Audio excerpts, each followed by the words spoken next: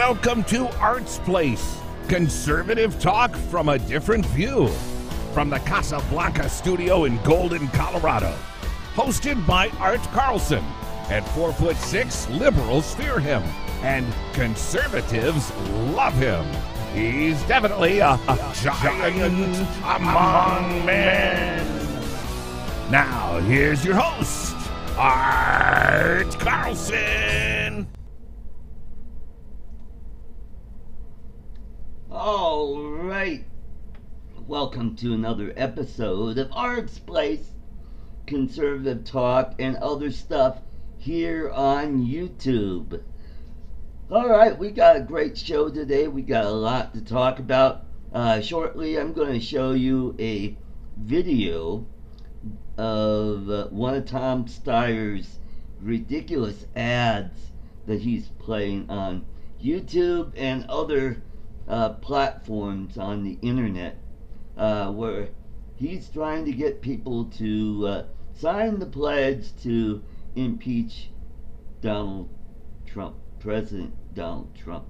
We'll talk about that and what that means and all the stuff that's going on. We'll talk about some more candidates jumping into the presidential race on the Democrat side. We'll talk about that, and we'll talk about more about the Green New Deal, how that's going to impact the country, and how all of a sudden it has disappeared from the internet.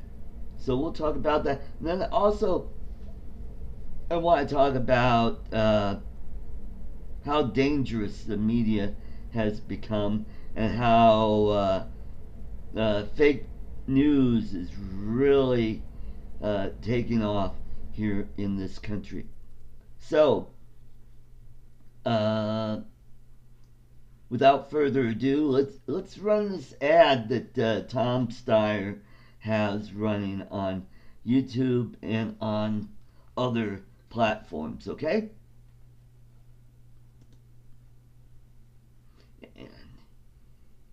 Here we go. He's brought us to the brink of nuclear war, obstructed justice at the FBI, and in direct violation of the Constitution, he's taken money from foreign governments and threatened to shut down news organizations that report the truth.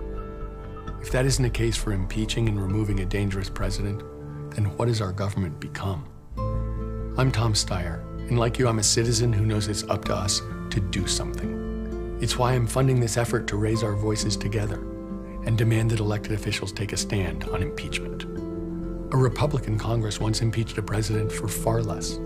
Yet today, people in Congress and his own administration know that this president is a clear and present danger, who's mentally unstable and armed with nuclear weapons.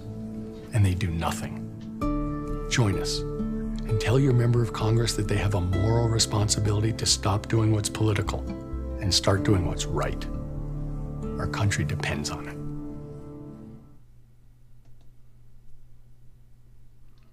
Wow. How about that nugget? I mean, there are so many falsehoods in that ad, and puffery and everything about that is just full of baloney. Number one, I don't think Tom Steyer understands what impeachment is. Yes, we did impeach Bill Clinton because Bill Clinton perjured himself, and that is a violation of the law. Presidents can't blatantly lie like that. Now, I'm not saying that all politicians are pure as the wind-driven snow. However, Bill Clinton, where he lied, as he made a statement during a hearing where he took an oath to tell the truth, and later it was found out that he lied and he perjured himself. yes, he was impeached, but he wasn't removed from office. And I think this is where Tom Steyer does not understand what impeachment is. Impeachment is the bringing up of charges. And so what Congress does is they bring up charges on so-called violations that the president may have made. So then it goes through Congress and there's a vote, and all you need is a majority to impeach the president. And then after it goes from there, it goes to the Senate, and that's where the trial is. But under Bill Clinton, you know, the Republicans, even though they controlled the Senate at the time, they didn't deem that lying about sex was actually a really big deal. And besides, you need a supermajority to convict and remove president from office. And so that would mean you would need 60 or plus votes from the Senate to convict and remove the president. And here's the kicker. Once that's done, the succession is, then you have to, then the vice president becomes president. Now, what are you going to do there? Are you going to impeach him and throw him out of office? Are you going to have a simultaneous impeachment where the president and the vice president are impeached, and you're trying to remove them so that the Speaker of the House, Nancy Pelosi, would become president? And that is highly unlikely. Now, let's talk about some of the charges that Tom Steyer has made. He talked about Donald Trump bringing us on the brink of nuclear war. That is false, because he's actually opened negotiations with Kim Jong-il of North Korea. And actually, we are much safer now than we were before Donald Trump was even elected. And he's also said, hey, we're not going to allow Iran to obtain nuclear weapons. And that's not going to happen. Oh, flatliners. Okay. Oh, Steve. Steve is on, so we got 2 people watching. Well, that's okay, but we'll take care of that later. So, and then Tom Steyer talked about disregarding the Constitution and all, and other charges they made, which are just plainly sour grapes. Because if it's not their way, then hey, it must be against the Constitution. Now, just recently, we had the spending bill came and went, and just like I predicted, Democrats were not going to budge on the wall. So Trump decided, hey, that's nothing's going to happen there. So he signed the bill and he declared a national emergency. So the wall is going to get built. Now everybody is all screaming and hollering, saying, oh, he's violating the Constitution. No, he's not. He's using the powers that Congress gave him. Those powers they gave him to prior presidents. They've had this power. Obama has declared some, from what I heard, correct me if I'm wrong, 12 national emergencies. And nobody made a big deal about that. Now, why is this becoming a big to-do? Well, it's because Donald Trump is president, and we have a compliant media that is basically a wing of the Democrat Party. So, and we could talk about that, and what I wanted to talk to Steve about if he was on the show due to technical issues. He couldn't make it today. I wanted to talk about some of these awards that are being given by liberals. For example, there's this radical left-wing so-called Lutheran pastor here in Denver who got donations from people to turn in their gold chains and their gold crosses, their St. Christopher medals. And so what she did is she got them and melted them down and made a vagina. And that was made into an award that was given to Gloria Steinem. And that pastor's name is Nadia Bolz. And you're probably wondering, well, why are you talking? Well, I knew Nadia way back in the 90s. She was a failed stand-up comic who I met during the open mic nights. And she was okay on stuff, but her persona was just really odd. She just wasn't that funny. And she was only around for maybe a few months, and then she split the scene and went back to her so-called church. And now, just recently, her ugly head rose in the media. A few months ago, she was asking for people to donate their gold crosses to make a gold vagina. And I'm not going to show you the photograph of her giving this award away. It's just too ridiculous. But yeah, that's what I want. I want a priest that I'm not going to talk about her looks.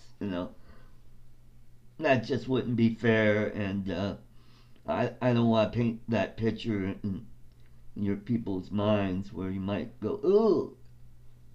Anyway, not that she's ugly. She just, doesn't do anything for me.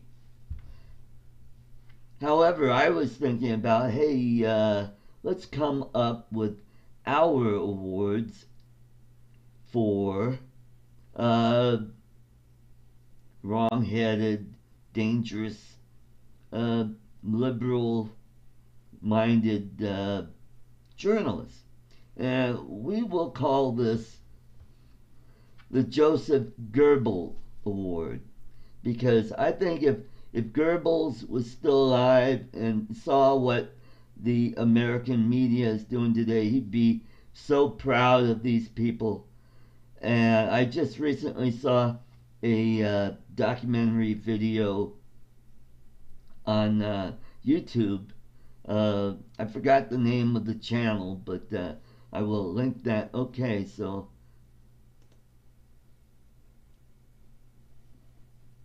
I'm back. And they talked about his childhood and how he moved up in the ranks of the Nazi Party and how he actually became the Vice Fuhrer of Germany. And if you don't know who he is, he was the propaganda minister of the Nazi Party. And I'm watching this, Yeah. And I'm like, going, wow, that stuff is happening right now with this media. I mean, to give you a case in point, where there was a few weeks ago, there was this big to do about this high school kid who was confronted by a Native American who was banging his little drum and almost face to face. And this kid is wearing a MAGA hat, Make America Great hat. And the media just went nuts. And they said, oh, this kid is taunting this guy. They couldn't be further from the truth. They took this and they spun it, I mean, in a Goebbels fashion, and propagated a lie out of this.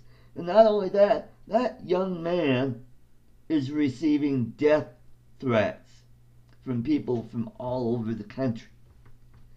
And not only that, there was a school teacher here in Colorado at Douglas County that called for violence against this kid. I mean, she was basically bullying this kid, through the internet. And it just blew my mind. I just couldn't believe that. Wait a minute, this is a school teacher advocating for this stuff. And this is why I rail against education here in the United States, and how we need to get back control of our schools, because our schools are becoming nothing more than indoctrination centers. Which leads me into another topic. Bernie Sanders and OAC are talking about, well, we should be more like Sweden. They're a socialist country. Now, I just saw a video earlier today by John Stossel, how Sweden and Denmark and those are actually not socialist countries, because they do not control the means of production. Now, back in the 70s, they were a socialist country, and then they found out they ran out of money. They couldn't pay for all these programs. So what they did is they started selling off some of the companies that the government owned, and now those countries are prosperous. Yeah, their taxes are pretty high, but you got to remember the population of those countries is a lot lower here in this country, and you got a more homogenized population. I mean, you don't have, I mean, it's all white people, just about. I would say it's 95% white people there in Scandinavia. Unlike here in the United States, where we're a melting pot of people from all over the world. And a country like ours, we just could not sustain a type of socialism that they were doing back in the 70s. So I don't know if you knew this, but Volvo is now owned by the Chinese. Absolute Vodka,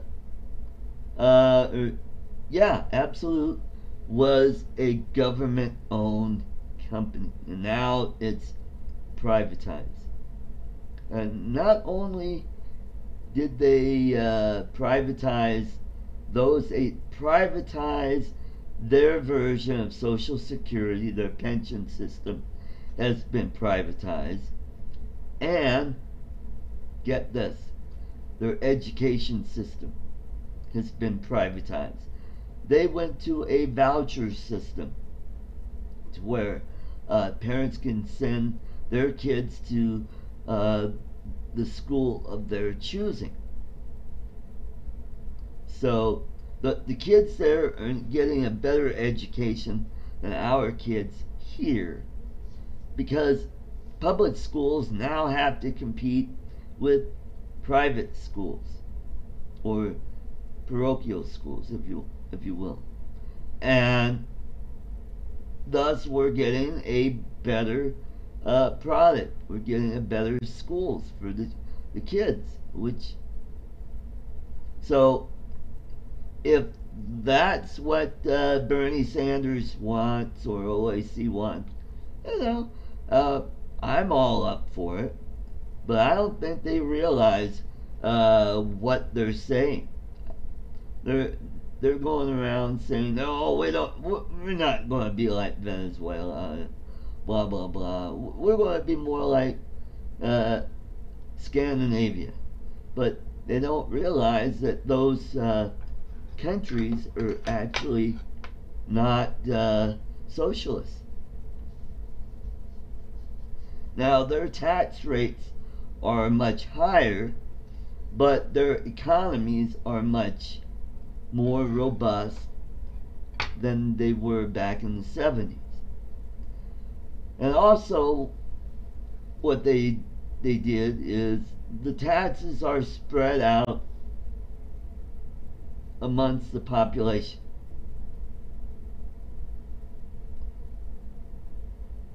Oh, great. Thanks, Steve. Thanks for linking that on Facebook for me.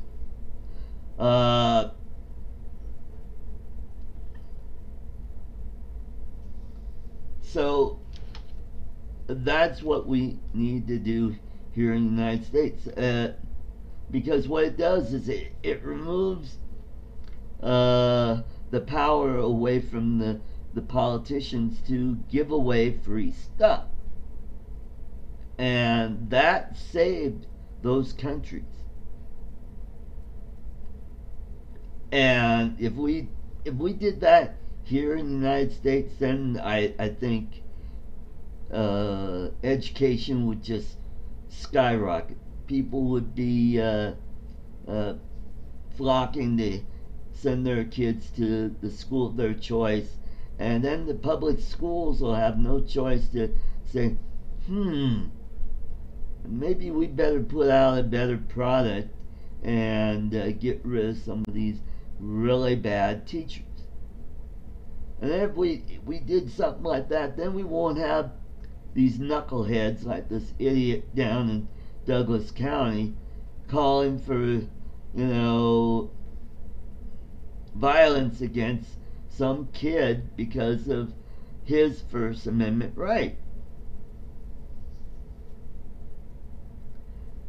And that's just the tip of the iceberg of what the liberals are doing in the media, and it's really hurting our country, and it's damaging their credibility. More and more people distrust the mainstream media, and like myself, I stopped watching network news. I don't even watch local news anymore because I get frustrated, because I could tell that they're just lying to me. Case in point, the local media here in Denver is all for the safe injection sites. Never bothered to go up to Vancouver, British Columbia, and check out what's happening in that city, and how the crime rate is just going through the roof up there. Okay, who's beeping me? Okay.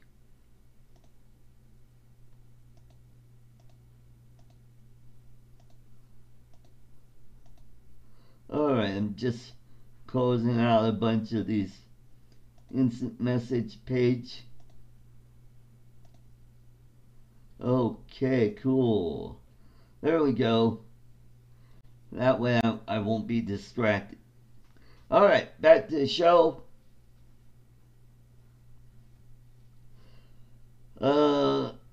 And now we're, I think network media is losing a lot of ground to, and even cable is losing ground to the internet.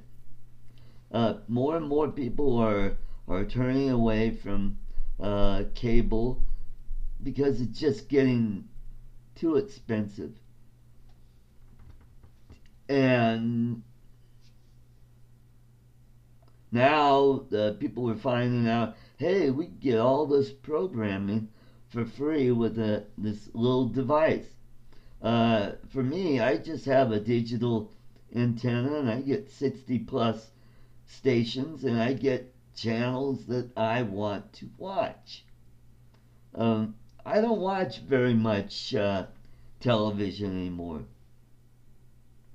because I'm tired of being inundated by liberal talking points that are being inserted into programming. I'm more of a sci-fi nut.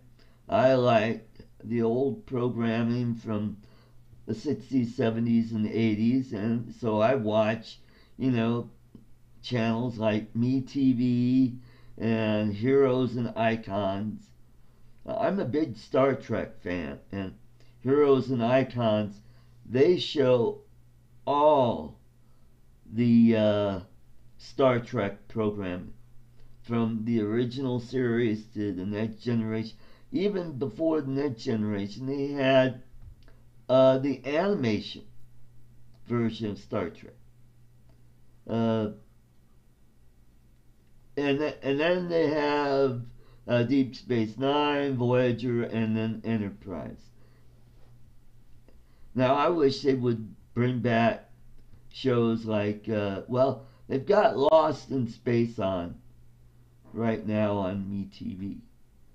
They play that, and then they play Buck Rogers. Stargate, Steve, I've watched a few. I really wasn't into Stargate. I did watch Farscape, was a good one. Farscape, and then there was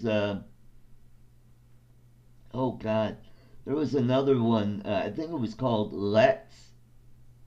And what that was about a spaceship that kind of looked like a dragonfly without wings, and that was a good one. And then on public television, I like to watch Red Dwarf because they had interesting, quirky British humor on that show. So I would like it if they would play some of the Babylon 5 episodes on one of those shows. So that would be pretty good. As a matter of fact, I've kind of got the Babylon 5 DVDs.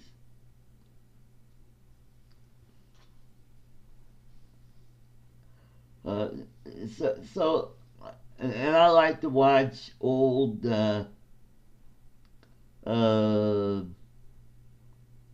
law shows, like Perry Mason.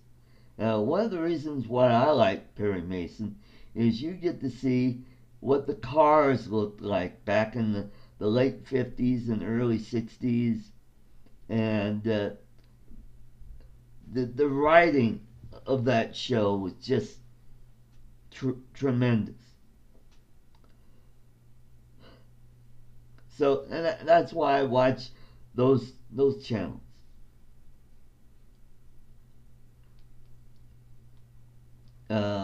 What else? Oh, getting sidetracked here. Going back to the media is now you got people in the media that are just blatantly lying to people and advocating violence against innocent people who did nothing that they claimed to be.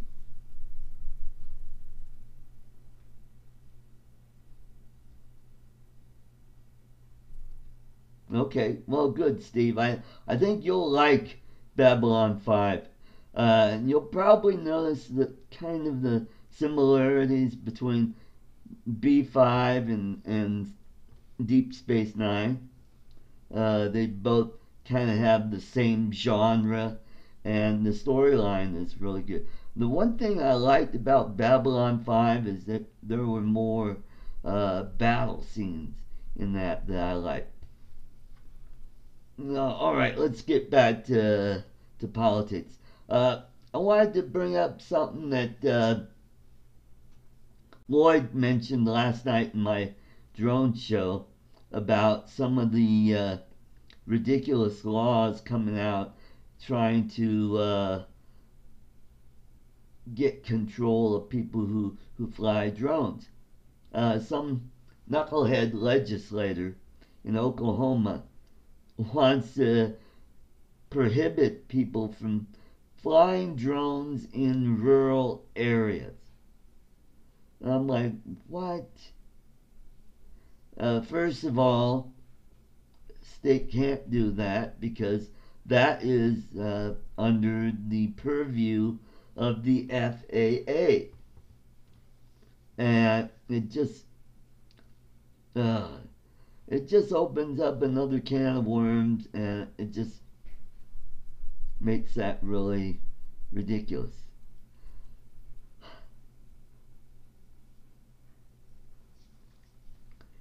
And so it just shows you that politicians getting their nose into things they have no business getting into. And also, yeah, if government got out of certain sectors, I think things would work out on it. So, especially if they privatize Social Security, that would really inject a lot of money into the stock market, and where people would actually get a better rate of return on their investment than they do in Social Security. Say you're a single guy like me who's been working 30 plus years for a company. My retirement would be a lot more privatized than it would be if it was just the government that was running. Because I think the way they have it set up is the rate of growth when you retire is indexed to the consumer price index.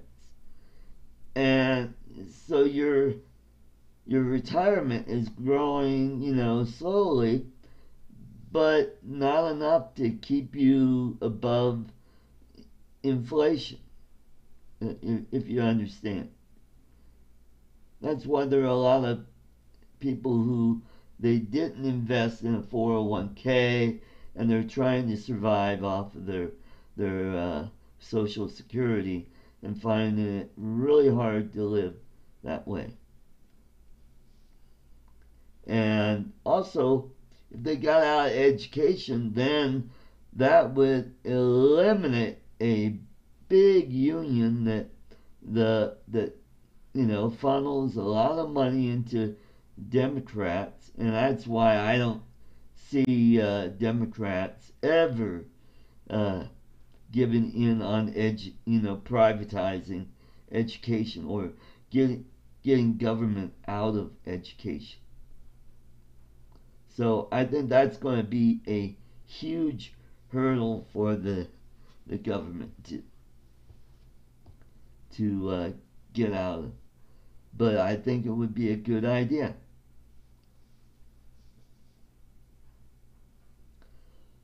So OAC wants, she's got the Green New Deal, which would virtually eliminate cars, over the highway diesel trucks. She wants to get rid of those. And she wants to get rid of airplanes. So, if we did that, then our economy would collapse in on itself. Yep. So, are you enjoying yourself, Steve? Give me a thumbs up.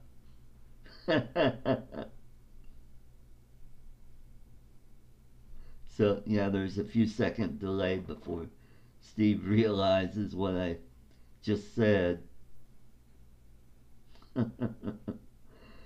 Okay, so not a whole lot of people here on the chats here on Facebook, not like last week.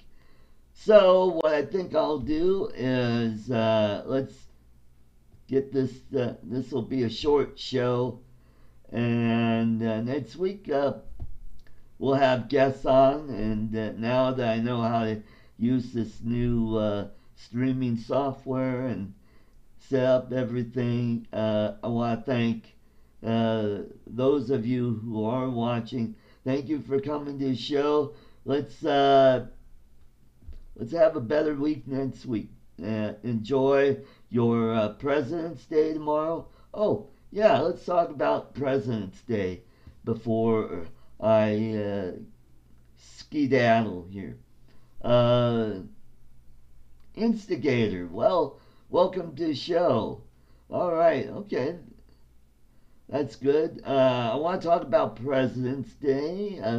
President's Day was instituted to combine two presidents' birthday into one single federal holiday. And that is Abraham Lincoln's birthday, which was just a few days ago. And then we just, on the 22nd, will be Washington's birthday. Oh, and then on February 6th is Ronald Reagan's birthday. So we're combining 3 birthdays into one national holiday called President's Day. And a lot of companies have the day off. My company that I work for, we're off tomorrow.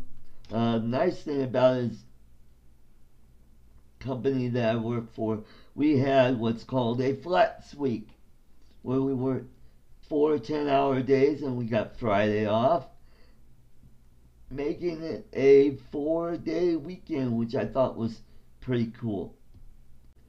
And so I'm hoping that next year the company will do the same thing. And when I take my trip to the Philippines, I won't be using up 80 hours of vacation. Yes.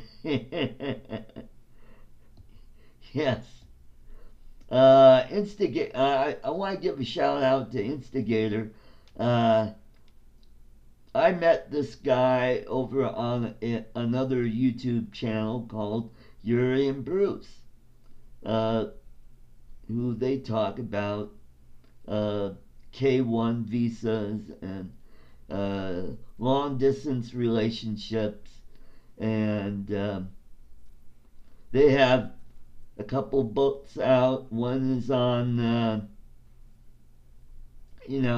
K-1 visas and CR1 visas, and the other book I'm going to be in, or I am in, is about long distance relationships or relationships with foreigners. So Yuri and Bruce, their show is on later today, which is on at 6 p.m. Mountain Daylight Time, and they've got a pretty good show. I go every week and I check them out, and and watch it and listen and yeah, 5 stages of love. Yes, yes. There's a little blurb about me and my ex fiance Yolanda in it, and so I'm I feel pretty good that I got to be part of someone's book. So that's a good channel. Another, if you're into something like that, Instigator. I don't know if you followed these guys, Tom and Ruth. They're out of the Philippines. I think they are out of Mindanao. I think they're out of Cagayan de Oro, and they do a pretty good show. They do a weekly live stream, and they do a lot of videos where they talk about retiring to the Philippines. No, Yolanda is not my girlfriend. We broke up about a year ago, but I do have a new Filipina, and she lives in Zamboanga del Norte in Mindanao, and that's who I'm going to go see next year. However, I'm still friends with Yolanda's family. I talk to her kids and her nieces and her brothers and sisters. They still talk to me. Yolanda doesn't talk to me, so she hasn't unfriended me, but she anyway. That's neither here nor there. So that's just how that goes sometimes. Sometimes things just don't go according to plan. But like Uri and Bruce and Tom and Ruth and James Tanner over there at My PI Dreams, they talk about the cost of living in the Philippines. So they're 3 very informal shows. Now, I have put out the word to James Tanner. I'm trying to get him on my drone show and talk to him about some of the footage he's done with his Phantom 4 drone during his building of his home there in the Philippines. So that's how that goes. So next year when I take off, then I could do a little over 2 weeks, but not use up 80 hours. Because if I use 80 hours of vacation all at once, then I have to go to HR, and that's just a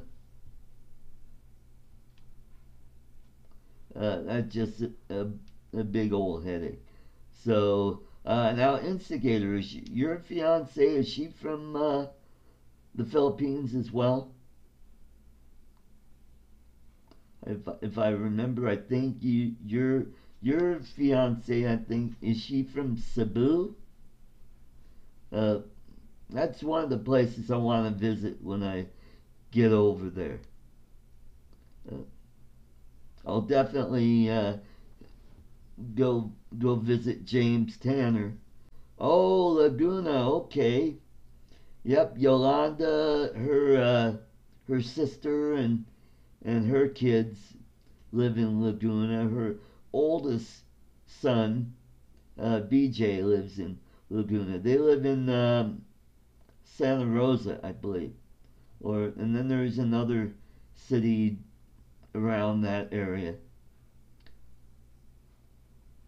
But yeah, that's near the other big lake in the Philippines. It's a big lake. It's much bigger than Taal. But funny you should say that. My friend Steve over here at Flatliners Comedy Club, he's married to a Filipina. And I'm trying to talk Steve into going to the Philippines, but Steve doesn't fly. But I may be able to get him on one of those cargo ships where it'll be a lot cheaper than flying, but it'll... Oh, okay. Okay, right next to Santa Rosa and Magdalena. Oh, nice. Nice.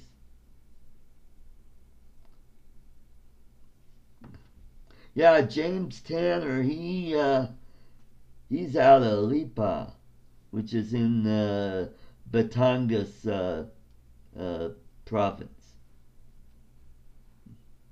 Now, I've been to the city of Batangas. I was on my way to Puerto Galera in Mindoro. That's where Yolanda and I took a short vacation there. And that's where I met my new girlfriend's cousin.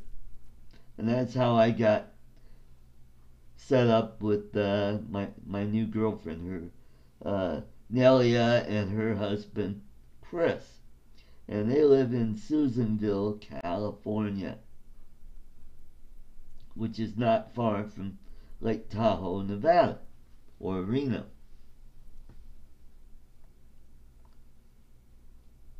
But I can't wait to go back and see more of the country. All right. Well, I guess that's all, folks. Thank you, Instigator, for coming to the show, and Steve at Flatliners Comedy Club. Even though it was a little short, but I managed to get it to almost 50 minutes, which is cool. All right, so until next time, you guys have a great holiday weekend. We'll see you next week. And God bless you, and God bless this great country. See you guys next week. Bye-bye.